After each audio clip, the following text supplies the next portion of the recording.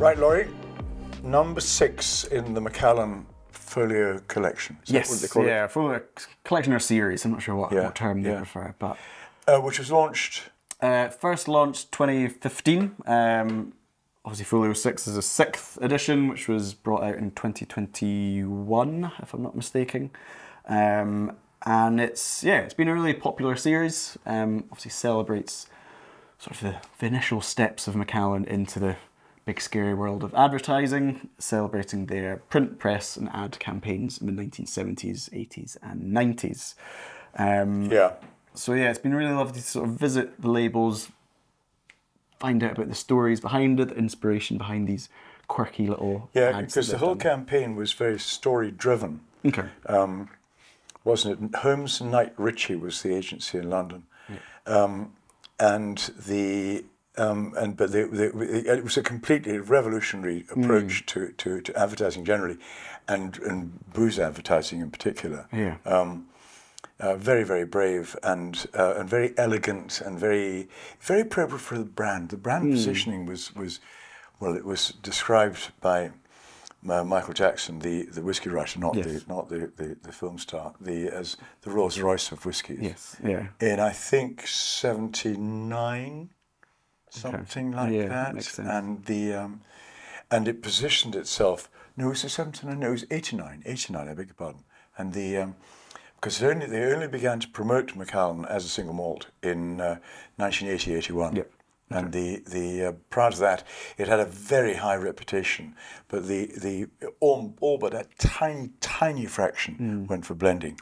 And that it was only in the 1960s that they decided to push it as a single malt whiskey. That's when the real sort of appetite for single malt first began to emerge. And indeed, the directors of Macallan decided this in 1966. And they appointed Holmes Knight Ritchie in 67 to come up with a kind of overall strategy. And this one, the story. Well, tell us the story behind this. So we've got a nice little dancing Scotsman on the label. This was said to sort of demonstrate the relationship, I suppose, between Macallan chairman at the time, Allan Shiach, and the creative agency, as you say. And Allan Shiach, I believe he was a copywriter, scriptwriter. His daytime job, if you like, was as a scriptwriter in Hollywood. And he wrote the script for Castaway, for example, and most particularly for Don't Look Now, that wonderful film with Julie Christie and Donald Sutherland. So he was a very literary sort of chap. He knew what he was doing. He was kind of the boss of Macallan. Very, very difficult client. We've obviously hired this creative agency. It was David Holmes and Nick Salomon, I think, were in charge of the Macallan accounts, if you like. And there are stories that there was, Allan Shiach would perhaps unhelpfully say, "I've got a great idea for a campaign. We should do X, Y, Z." And, the two creative guys were like, "That's sort of paying us to do all that job." And this is supposed to be Allan Shiach. Is it? I think it's to the usually it's swords. Of course, sword fight, sword dance. We've got a pen and a brush. So I think this is the dancing man is meant to represent the creative agency being kept on their toes, literally. I see. Allan Shiach and his creative That's demands. clever. So it's a lovely little story and a nice kind of insight, as you say, as to the dynamic at that time of the Macallan brand in its infancy. These days, of course, Macallan is, a behemoth of a brand, a real sort of global icon. And it's so easy to forget that it really is quite recent. 1981. It's not that long ago. Definitely not. When it started to be promoted as a single malt whiskey. I think for bottles like this, obviously, we're very excited to be opening these. They're not bottles that are opened too often, given the value. Most of these are, £1,500, £2,000 plus at the moment. And I think for me, it gets me wondering about, is it worth that? Is it fundamentally worth that sort of money? For other, when you see Macallan expressions, which are, 71 years old or in Lalique decanters, you think, fair enough, that is a super luxury product. But this, the bottle's not anything special. There's no age statement on it. It's not at cask strength. It's a very interesting one. It reminds me actually of, do you remember Bell's decanters? I do. And my background was in whiskey auctions, and we had so many people who had all the Bell's decanters. They're worth nothing. Worth nothing. Apart from like two, there was it the royal wedding? Yeah, the Charles and Diana wedding yeah. has some interest, but most of them, yeah. I always used to say it's got value as a doorstop. Yeah, that's what I used to say. But it's... And they were leakers as well. I mean, the stopper was not good. No, they were not good products. Heartbreaking for them. I think, they were collectible whiskies released every year in big, elaborate packaging.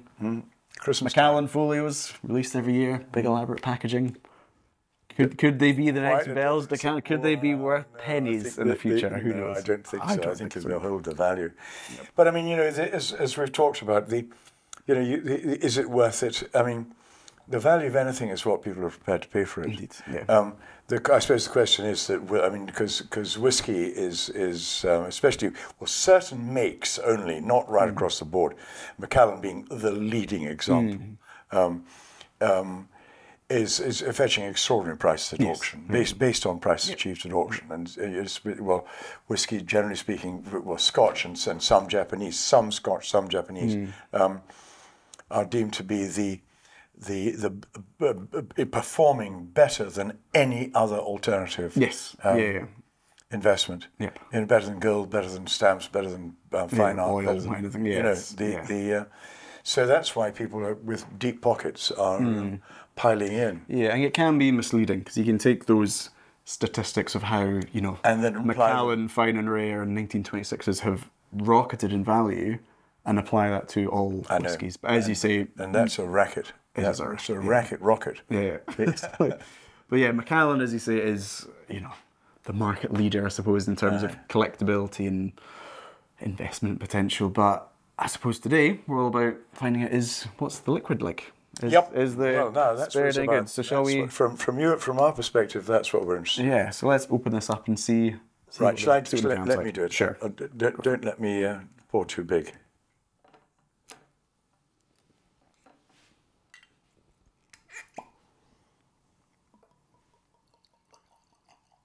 Okay. Perfect.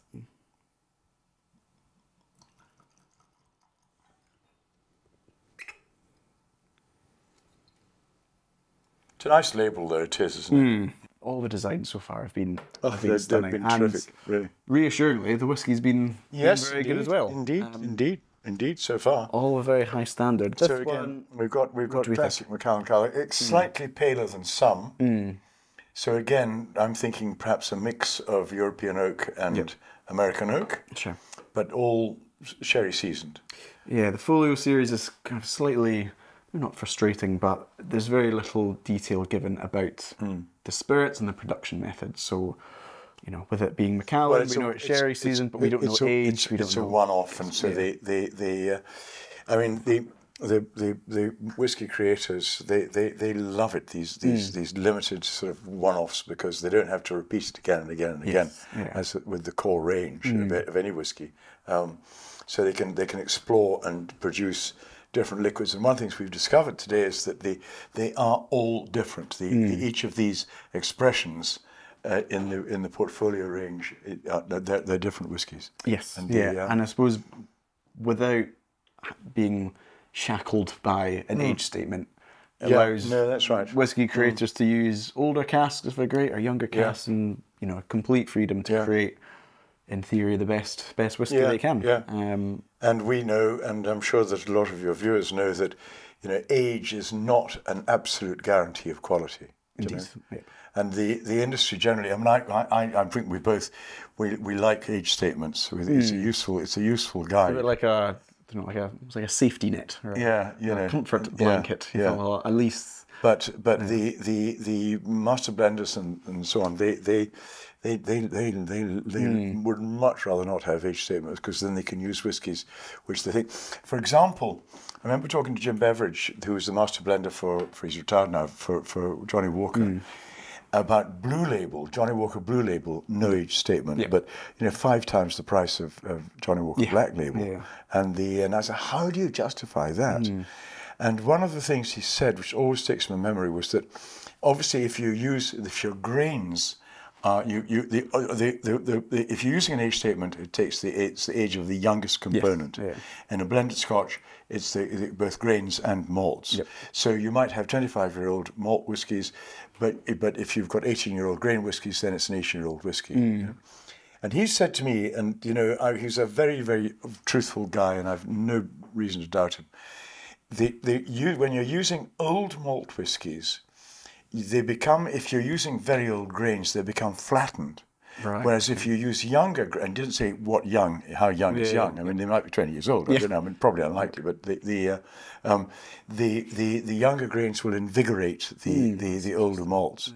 And so when you're putting together a vatting of different ages of and different wood types, the American oak and of Macallan in this case. You could bring up. You could have some very old whiskey, but you could bring it up by using slightly younger ones. Yeah, I think for those who've been fortunate to try, very well aged single malt, not necessarily Macallan, there is sometimes a sweet spot. If I was to put an age on it, maybe kind of 16 to 23 or something, where it's got some liveliness and some distillery spirit character, but then you've got a lovely influence from the woods.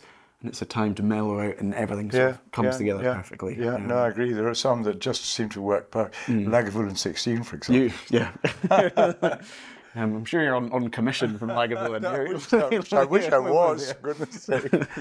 But 16 is just perfect. You see, 12 is not, I don't like 12 so much. 20, the older ones they're fine, but 16 is just absolutely spot on for me. Yeah. Right, come on. So, let's talking of age, as we say, no age on this one. From the colour, we think, again, American casks, mix of American and European. And I think that's rather confirmed on the nose, actually. There's definitely there's a fresh oaky note, top note. Yeah. And it is overall fresher than some of the earlier ones, which have been much more dominated by European oak. Yeah, I think some of those super sherry Macallans are so sort of luscious and so sort of juicy and dry fruits. This is a bit more. But they're also very dry. This is not quite so dry in terms of nose feel. We'll see what it's like in terms of mouthfeel, taste. Yeah, so some citrusiness on the nose for you. Yep. It's not just dried fruit. Yeah, but I think there's that orange note that we sometimes find in Macallan. Yes. Orange zest. So let's give this a try.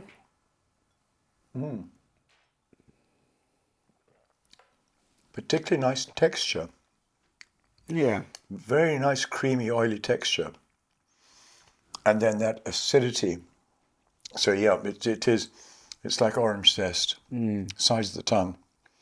Light sweetness, dry and peppery finish. Yeah, very pleasant. Classic Macallan, but with a twist. Yeah, it's a lovely drop. I think. Yeah, depends what you're looking for. If you're to buy this, if you're crazy enough to buy it and open it. If you're looking for a super sherried whiskey and you go for Macallan, because that's what they're famous for, you might end up being a bit underwhelmed. Yep. But if you're looking for a quality whiskey, it's a combination of oak types. That's pleasant to drink, plenty of character. Exactly. Yeah, it's not the old, what they call them, sherry bombs. It's more subtle than that. Yeah, it does make a nice change. It's very, nice sort of springtime dram. Yeah.